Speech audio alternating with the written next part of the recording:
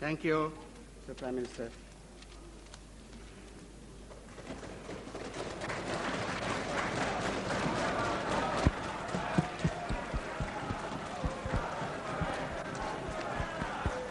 Mr. Prime Minister, you can just move the motion. Yeah. Just move the motion first. मैं यह प्रस्ताव करता हूं कि ये सभा मंत्रिपरिषद में अपना विश्वास व्यक्त करती है। Motion moved. The time allocated for this motion is 7 hours. There is a time specifically allotted to all political parties. You may kindly check it yourself because I don't want to repeat that, Mr. Prime Minister. प्रधानमंत्री जी,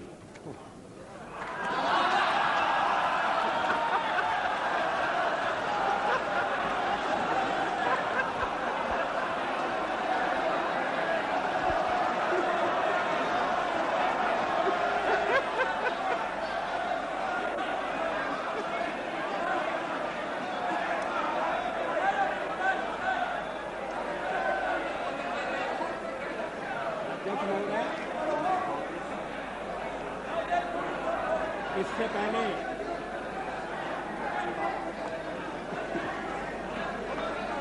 कि मैं सदन से Yes, please, order, please, order. मैं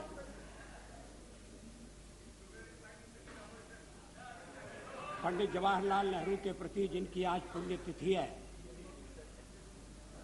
अपनी विनम्र श्रद्धांजलि अर्पित करना चाहूंगा।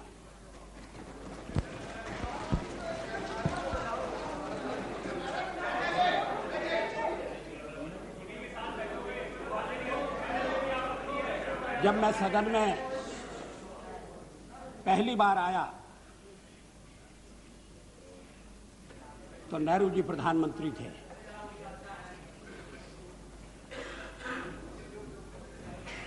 कई वर्ष मैंने उन्हें काम करते हुए देखा। मैं उधर बैठता था, अभी भी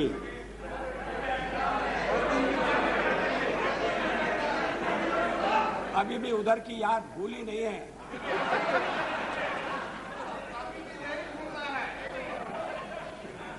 लेकिन मैं काफी पीछे बैठता था क्योंकि संख्या बहुत कम थी। आज जो परिवर्तन हुआ है, भारतीय जनता पार्टी धीरे धीरे अपनी संख्या बढ़ाती हुई, अपना प्रभाव बढ़ाती हुई पहले प्रमुख विरोधी दल बनी और आज सबसे बड़ी पार्टी के रूप में चुनाव के बाद उभरी।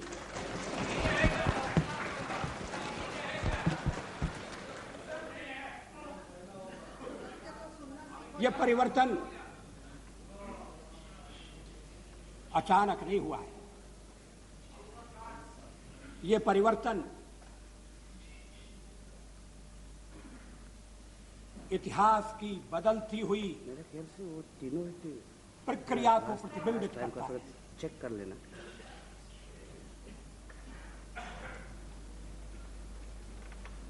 हाल में जो चुनाव हुए उनमें जनता ने अपना अभिमत प्रकट किया है। समय है कि उस जनादेश पर गहराई से विचार किया जाए, गंभीरता से विचार किया जाए।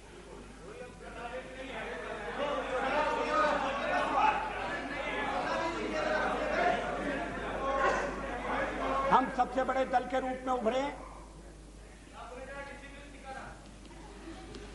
अन्य दलों की स्थिति है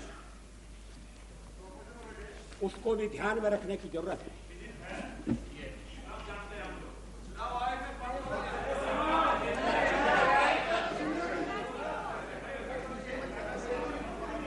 जब लोकसभा का विसर्जन हुआ, कांग्रेस पार्टी के 260 सदस्य सदन में थे। आज उनकी संख्या घटकर 136 रह गई।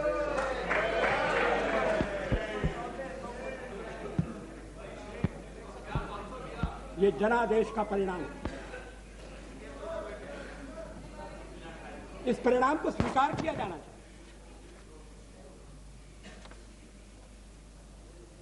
आत्ममंथन होना चाहिए। करीब करीब आधी संख्या रह गई। वाम मोर्चा 57 से 52 पर आ गया। पश्चिम बंगाल में लोकसभा में भी और विधानसभा में भी वोटों की दृष्टि से उनकी शक्ति घटी है। बिहार में भी घटी है। बिहार में जनता दल पहले 56 था इस सदन में और अभी 44 है, अभी 44 है।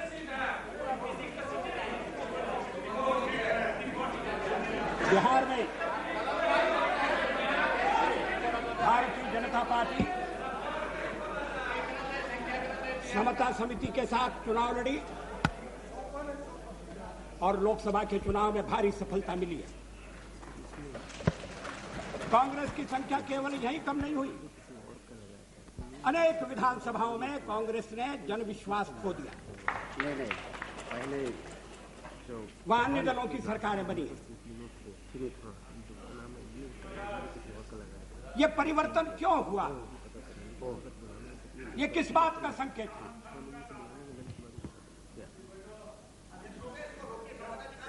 ये भी बात ध्यान देने की है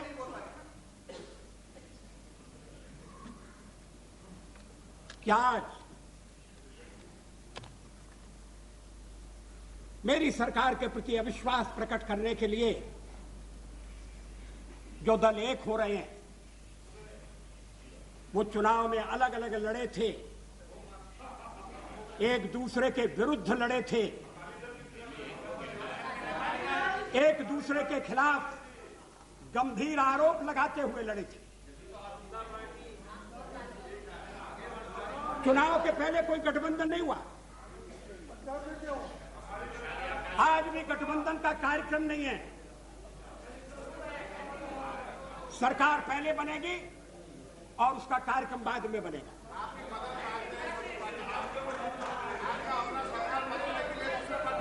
इस गठबंधन का आधार क्या है? इसकी भावात्मक भूमिका क्या है? इतने दिनों से विवाद चल रहा है, राष्ट्रपति महोदय ने मुझे किसे क्यों बुलाया, राष्ट्रपति महोदय ने मुझे क्यों बुलाया। कुछ लोगों की नींद हराम हो गई। कुछ लोगों ने राष्ट्रपति महोदय के विरुद्ध ऐसे शब्दों का भी प्रयोग किया जो नहीं होना चाहिए था।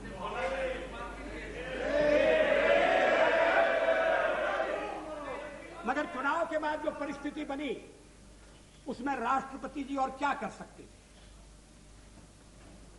क्या वो कांग्रेस को बुलाते जो चुनाव हार गई, जिसने जनादेश खो दिया, जिसके शासन को लोगों ने ठुकरा दिया?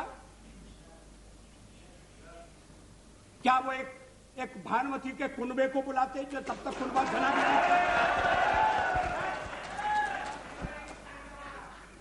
राष्ट्रपति ने अगर सबसे बड़े दल के रूप में भारतीय जनता पार्टी को बुलाया तो एक संवैधानिक परंपरा के अनुसार आचरण किया, लोकतंत्र की मर्यादा के अनुसार व्यवहार किया, और इसके लिए मैं सबसे पहले राष्ट्रपति महोदय को बधाई देना चाहता हूं। और मैं चाहूंगा कि इस मामले में सारा सदन साथ हो।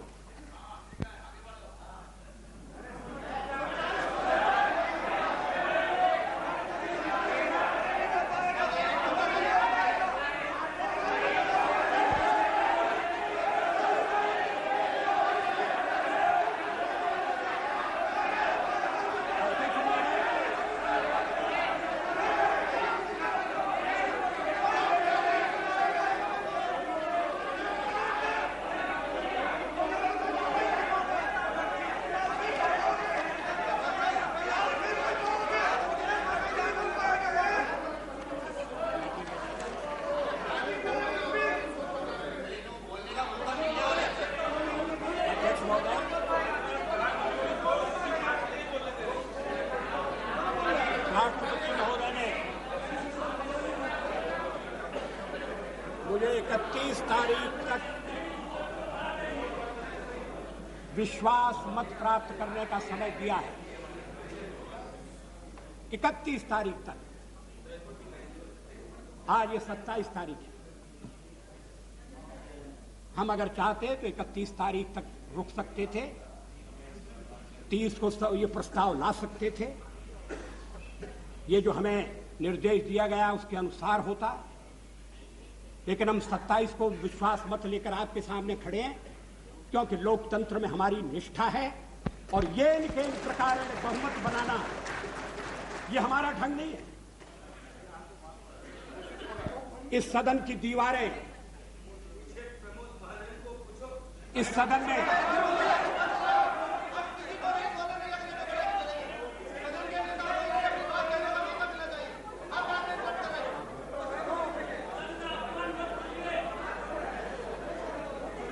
नहीं, एका टोका टोकी का मैं बुरा नहीं मानता, मगर रोका रोकी नहीं होना चाहिए।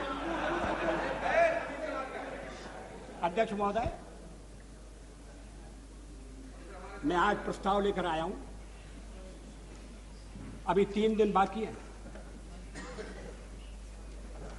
और पिछली लोकसभा इस बात की साक्षी है और सदन का रिकॉर्ड गवाह है कि किस तरह से राती रात में अल्पमत बहुमत में बदला था। जब मतदाता सो रहे थे, थककर चूर थे, तब लोकतंत्र की लाज लुट रही थी, तब ईमान का सौदा हो रहा था, तब पार्लियामेंट की खरीद, पार्लियामेंट के मेंबरों की खरीद फरोख्त का बाजार खुला हुआ था। मामला अदालत में, मैं उस पर ज्यादा टिप्पणी करना नहीं चाहता, लेकिन हमने देखा कि अल्पमत किस तरह से बहुमत में बदला। वो रास्ता हमारे लिए भी खुला था, मगर हमने उस पर जाने से इनकार कर दिया।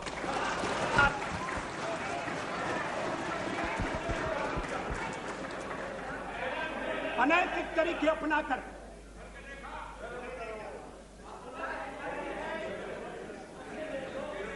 भ्रष्टाचार का सहारा लेकर ईमान का सौदा करके सरकार में आना या सरकार में बने रहना, ऐसा पाप हमारे हाथों से कभी नहीं होगा। हम आपको आश्वासन दे रहे हैं। लोकतंत्र एक नैतिक व्यवस्था है, अपने मूल में नैतिक व्यवस्था। पुरानी सरकार के सामने रास्ता खुला था कि वो ईमानदारी से गठबंधन करते, विरोधी दलों को तोड़ने की जरूरत नहीं थी, दल बदल कानून की धज्जियां उड़ाने की जरूरत नहीं थी। ईमानदारी से बना हुआ गठबंधन, ईमानदारी से जो कुछ हो खुले में हो, जो कुछ हो सबके सामने हो, पारदर्शी प्रामाणिकता। दल अगर साथ आते हैं तो कार्यक्रम के आधार पर आए, हिस्सा बांट के आधार पर नहीं। बैंकों में लाखों रुपए जमा किया जाए, इसको लेकर नहीं। अगर देश सचमुच में एक मिलीजुली सरकार के दौर में पहुंच गया है, तो लोगों का पुराना अनुभव 77 का और 89 का फिर से न दोहराया जाए।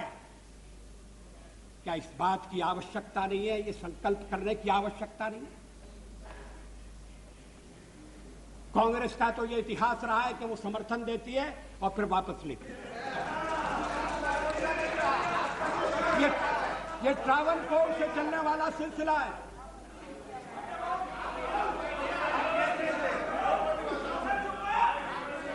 अब अगर कांग्रेस के चिंतन में परिवर्तन होता है, हम उसका स्वागत करेंगे, लेकिन अभी तक इतिहास कुछ कहानी कहता है। जो मिलीजुली सरकारें बनती हैं, वो भी ऐसे मुद्दों पर टूट जाती हैं जिन मुद्दों का राष्ट्र जीवन के साथ कोई गहरा संबंध नहीं। अभी हमें मिलकर काम करने की कला को सीखने की जरूरत है। ये अलग अलग दलों के साथ आने पर लागू होने वाली बात नहीं है, ये दल के भीतर भी लागू होने वाली बात है। पता नहीं इस देश पर कैसा अभिशाप है, पता नहीं हम किस रोग से पीड़ित हैं। जब कभी संकट की घड़ी आती है तब तो ये देश एक हो जाता है, लेकिन जैसे ही संकट की घड़ी टली, हम एक दूसरे को गिराने के, एक दूसरे का महत्व कम करने के अनावश्यक अप्रासंगिक मामले खड़े करने में लग जाते हैं। मैं इसका अपवाद नहीं हूं, मेरी पार्टी भी अपवाद नहीं। यह काम कोई एक पार्टी नहीं कर सकती। हमने करने की कोशिश की, लेकिन हम सफल नहीं हुए। ये तो सबको मिलकर फैसला करना पड़ेगा। मैं नहीं जानता कल के बाद कौन सा राजनीतिक नक्शा बनेगा, लेकिन एक बात साफ है कि चाहे एक दल की सरकार हो और चाहे बहुदलीय सरकार हो, वो सरकार मध्य मर्यादा में रहना चाहिए। वो सरकार जनता के हित के प्रति समर्पित होना चाहिए। उस सरकार का हर आचरण, हर नीति पारदर्शी प्रामाणिकता से प्रभावित होनी चाहिए। ये तो नहीं हुआ, पिछले 5 साल में नहीं हुआ। क्यों नहीं हुआ? क्या आगे ऐसा होगा, इसका विश्वास है? अगर यूनाइटेड फ्रंट कोई कार्यक्रम लेकर आए और कार्यक्रम के साथ ही विश्वास दिलाए कि राजनीतिक महत्वाकांक्षा के कारण, सत्ता की कुर्सी के कारण पुराने कट अनुभव दोहराने नहीं दिए जाएंगे, तब तो जनता को थोड़ा आश्वासन मिल सकता है। अन्यथा लोग बड़े दुखी हैं, अस्थिरता की आशंका है, देश के भविष्य के बारे में चिंता है। पंडित जी को श्रद्धांजलि अर्पित करते हुए मैंने जो शब्द कहे थे, मैं उस समय राज्यसभा का सदस्य था। ये 29 मई का मेरा भाषण है। मैंने कहा था, मैं उद्धृत कर रहा हूं सभापति जी, कि स्वतंत्रता के नेहरू जी सेनानी और संरक्षक थे, आज वह स्वतंत्रता संकटापन्न है। संपूर्ण शक्ति के साथ हमें उसकी रक्षा करनी होगी। जिस राष्ट्रीय एकता और अखंडता के वे नायक थे, आज वह भी विपदग्रस्त है। हर मूल्य चुकाकर हमें उसे कायम रखना होगा। जिस भारतीय लोकतंत्र की उन्होंने स्थापना की, उसे सफल बनाया, आज उसके भविष्य के प्रति भी आशंकाएं प्रकट की जा रही हैं। हमें अपनी एकता से, अनुशासन से, अपने आत्मविश्वास से इस लोकतंत्र को सफल करके दिखाना है। नेता चला गया, अनुयायी रह गए, सूर्यास्त हो गया, तारों की छाया में हमें अपना मार्ग ढूंढना है। ये एक महान परीक्षा का काल है। यदि हम सब अपने को समर्पित कर सकें एक ऐसे महान उद्देश्य के लिए, जिसके अंतर्गत भारत सशक्त हो, समर्थ हो, समृद्ध हो और स्वाभिमान के साथ विश्व शांति की स्थापना में अपना योग दे सके, तो हम उनके प्रति सच्ची श्रद्धांजलि करने में सफल नहीं होंगे। यहां मेरा उद्धरण समाप्त होता है। 50 साल में हमने प्रगति की है, इससे कोई इनकार नहीं कर सकता। चुनाव के दौरान वोट मांगते हुए, सरकार की नीतियों पर कठोर से कठोर प्रहार करते हुए, और पुरानी सरकार की नीतियों में आलोचना करने के लिए लायक बहुत सामग्री थी। हर जगह मैंने ये कहा कि मैं उन लोगों में से नहीं हूं जो 50 वर्ष की उपलब्धियों पर पानी फेर दे। ऐसा करना देश के पुरुषार्थ पर पानी फेरना होगा। ऐसा करना देश के किसान के साथ अन्याय करना होगा, मजदूर के साथ जाति करनी होगी, आम आदमी के साथ भी वो अच्छा व्यवहार नहीं होगा। जो सवाल आज मन में उठता है और उठना चाहिए, आजादी को 50 साल होने आए, हम जयंती मनाने जा रहे हैं। आज देश की स्थिति क्या है? हम पिछड़ क्यों गए? प्रगति की दौड़ में जो देश हमारे साथ आजाद हुए थे वो हमसे आगे बढ़ गए, जो देश हमारे बाद जन्मे थे वो हमें पीछे छोड़ गए। दुनिया के गरीबतम देशों में हमारी गणना है। 20% से ज्यादा लोग गरीबी की रेखा के नीचे। राष्ट्रपति महोदय के अभिभाषण में गांव का उल्लेख है, यहां पीने का पानी नहीं। हम प्राथमिक शिक्षा अनिवार्य नहीं कर सकते। लड़कियों की शिक्षा की उपेक्षा हो रही है। लड़की का जन्म लेना तो इस देश में अभी तक एक अभिशाप है।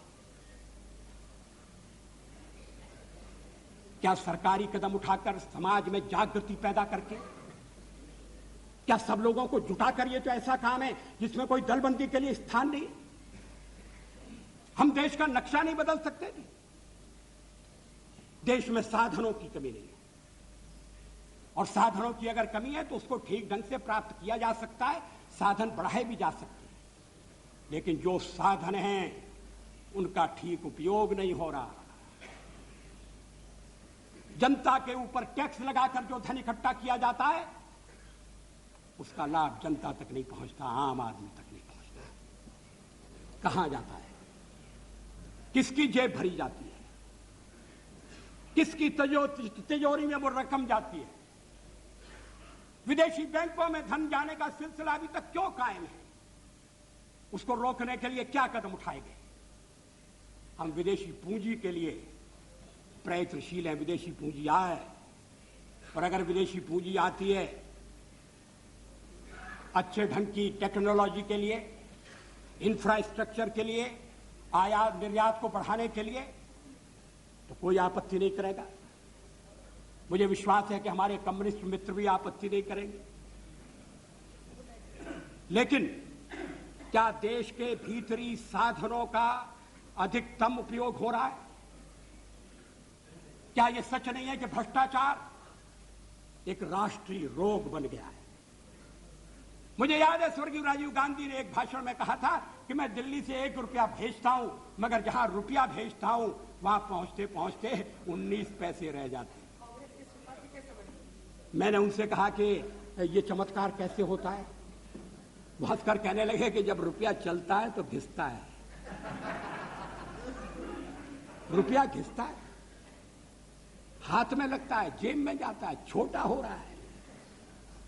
रुपए को पहचानना मुश्किल है। रुपया अंतर्ध्यान हो सकता है। ये देश के सिक्के की स्थिति अच्छी नहीं है। एक तो सरकारी खर्चा बढ़ गया, बढ़ता जा रहा है। उसको बिना कम किए, और कम करने के लिए आम सहमति चाहिए, सर्वदलीय सहयोग चाहिए। कोई एक दलीय काम नहीं कर सकता। हां, हमारे पुराने प्रधानमंत्री नरसिंह राव जी अगर अपने को स्थिर करने के बाद इस दिशा में थोड़ा प्रयत्न करते तो सफल होते, लेकिन वो कुछ ऐसे कामों में उलझे रहे कि ये समस्याएं ध्यान नहीं खींच सकी। हमारा विदेशी व्यापार कितना घट गया है। शताब्दी के प्रारंभ में 10% था, फिर बाद में 2.5% रह गया, और अब 0.5%। ये वस्तुस्थिति है, ये आलोचना के लिए नहीं कही जाती। दुनिया वाले हमें अलग अलग पार्टियों के रूप में नहीं देखते। हमारे पड़ोसी हमें भेद नहीं करते। हम कभी विफल होते हैं, दुनिया हंसती है। हमारे पड़ोसी हम पर छींटाकशी करते हैं। थोड़ा बहुत हम लड़े, इसमें कोई आपत्ति नहीं है, लड़ना चाहिए। मुंडे मुंडे मतिर भरना, अपनी बात निर्भीकता से कहना चाहिए। लेकिन कुछ मूल्य ऐसे हैं, जीवन मूल्य ऐसे हैं जिनके साथ समझौता नहीं हो सकता, और उसमें है राजनेताओं की ईमानदारी का सवाल।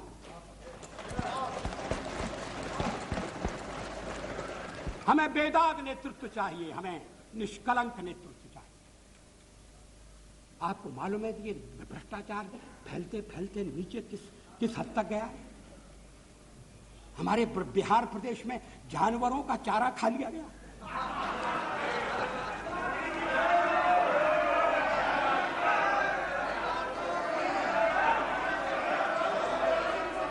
जांच हो रही है, मैं उसमें जाना नहीं चाहता, कोई सीमा नहीं।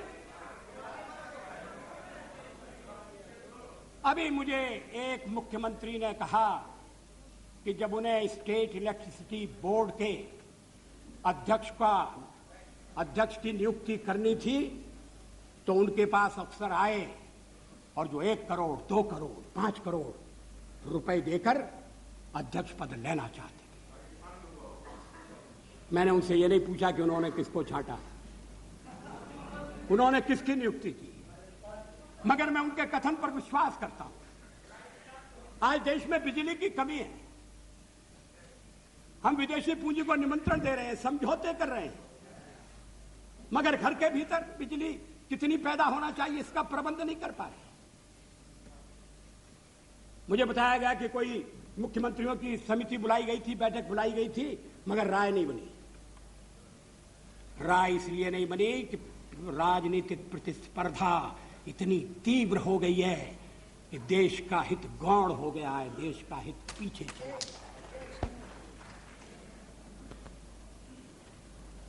8वीं योजना के अंतर्गत 33,000 किलोवाट बिजली पैदा करने का लक्ष्य था, मेगावाट, और अभी तक मुझे जो आंकड़े मिले उनके अनुसार 13,000 मेगावाट तक बिजली हम जोड़ सके, क्षमता नहीं जोड़ सके। अभी उत्तर प्रदेश की शिकायत हो रही है। मैं बिहार में गया था तो चुनाव के दौरे में बिहार के लोगों ने बताया, नीतीश जी ने बताया, 4 दिन हफ्ते में बिजली नहीं है। मैं नहीं जानता ये कहां तक है। हमारे पूर्वज प्रार्थना करते थे, तमसो मां ज्योतिर्गमय, हम अंधेरे से प्रकाश की ओर जाएं, और उनके योग्य उत्तराधिकारी हम लोगों को प्रकाश से अंधेरे की ओर ले जाने की तैयारी। क्या ये चीजें हमारे मर्म को स्पर्श नहीं करती?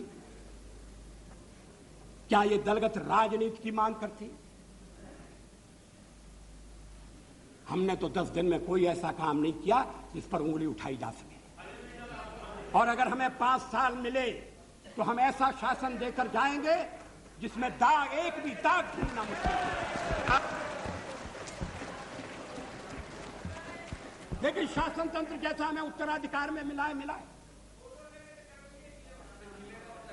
व्यवस्था का सवाल है। राष्ट्रपति के अभिभाषण में कहा गया है कि हम चुनाव सुधार के काम को हाथ में लेंगे। ये मामला लटक रहा है, बरसों से लटक रहा है।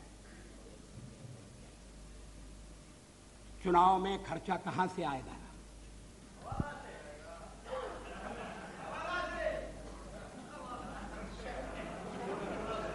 चुनाव लड़ने के लिए अगर काला धन लिया जाएगा तो फिर चुनाव के बाद उस काले धन से मुक्ति नहीं है। बदलने की जरूरत है। गोस्वामी कमेटी बनी, स्टेट फंडिंग का तय हो गया, सिफारिश सामने आ गई। पिछले अधिवेशन में, लोकसभा के पिछले अधिवेशन में, जब पुरानी सरकार थी, गृह मंत्री चौहान ने विरोधी दलों की नेताओं की बैठक में आकर कहा कि सरकार ने सिद्धांततः पब्लिक फंडिंग का प्रस्ताव मान लिया, कैबिनेट के पास गया है, हम चुनाव के पहले लागू कर देंगे। क्या हुआ? उस प्रस्ताव का क्या हुआ? कैबिनेट की मीटिंग हुई या नहीं हुई? बहुत बड़ी सिफारिश नहीं है, उससे सारे चुनाव प्रणाली के दोष दूर हो जाएंगे, ये मैं दावा नहीं करता। उसके भी कई पहलू हैं, मगर एक कदम था, उसको उठाना चाहिए था। कभी कभी ऐसा लगता है कि कुछ मित्रों का जो वर्तमान भ्रष्ट प्रणाली है, महंगी प्रणाली है, उसमें स्वार्थ है, ये चलने दो, ये तो नहीं होना चाहिए। काले धन से चुनाव नहीं लड़े जाने चाहिए। इसका प्रबंध किया जाना चाहिए, कठोर से कठोर कदम उठाना चाहिए। हम इसमें साथ देने के लिए तैयार हैं। अगर हम स्वयं उठाएं तो आपको साथ देने के लिए तैयार होना चाहिए।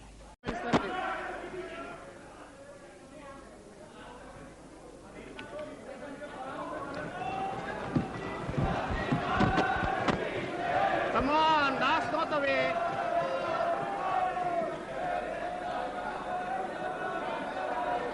जय अध्यक्ष महोदय। Yes. Please, your Prime Minister is speaking.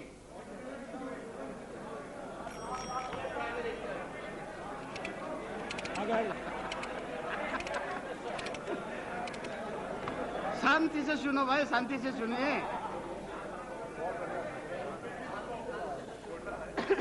इस कोलाहल के बाद अगर सदन मुझे शांति से सुनने के लिए मन बना सके तो मैं बड़ा आभारी हूंगा।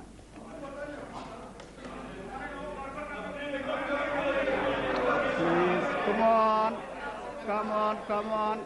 Yes. मेरे प्रस्ताव पर Come on, you are more disciplined. हुई चर्चा में जिन्होंने भाग लिया है, मैं उन सबको धन्यवाद देना चाहता हूं। ये सदन चर्चा के लिए है, जरूर शांतिपूर्ण चर्चा के लिए,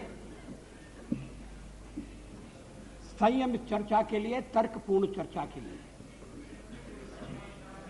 कुछ मित्रों का प्रयत्न था कि कोई चर्चा न हो, तत्काल वोट ले लिया जाए और वो यहां से निकलते ही कुर्सी पर जाकर बैठ जाए। Like a child.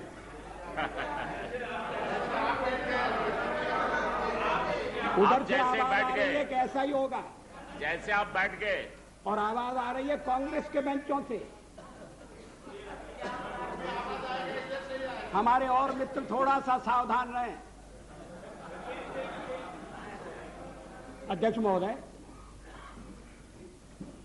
पार्लियामेंट में मैंने 40 साल गुजारे। ऐसे क्षण बार बार आए। जी रहे। सरकारें बनी हैं, बदली हैं, नई सरकारों का गठन हुआ है, अभी बैचलर हो गया। लेकिन लोकतंत्र No, please don't make this kind of remarks. No, it's okay. लेकिन हर कठिन परिस्थिति में से भारत का लोकतंत्र बलशाली होकर निकला है और मुझे विश्वास है कि इस परीक्षा में से भी बलशाली होकर निकलेगा।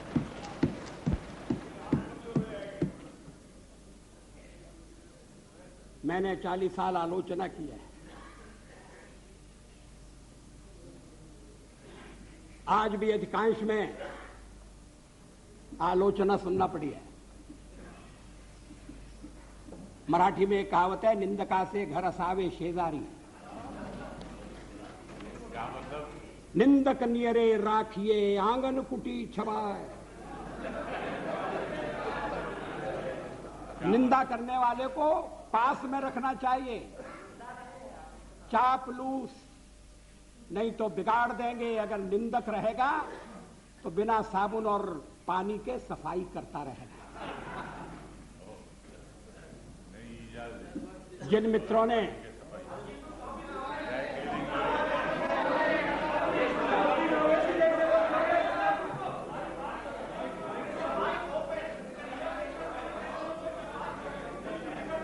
वो शिकायत कर रहे हैं, कौन क्या शिकायत?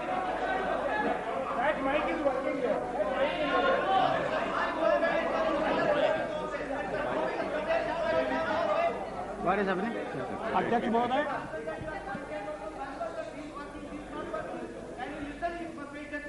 जिन्होंने प्रस्ताव का समर्थन किया है, It's okay, go ahead. उनको मैं विशेष रूप से धन्यवाद देना चाहता हूं। समता पार्टी के नेता श्री जॉर्ज फर्नांडिस, शिवसेना के नेता श्री सरपोतदार, अकाली दल के नेता बरनाला जी और हरियाणा पार्टी के जयप्रकाश जी, इन सब ने प्रस्ताव का समर्थन किया है। जिन्होंने आलोचना की है, मैं उनकी आलोचना का उत्तर दूंगा, मगर मैं विशेष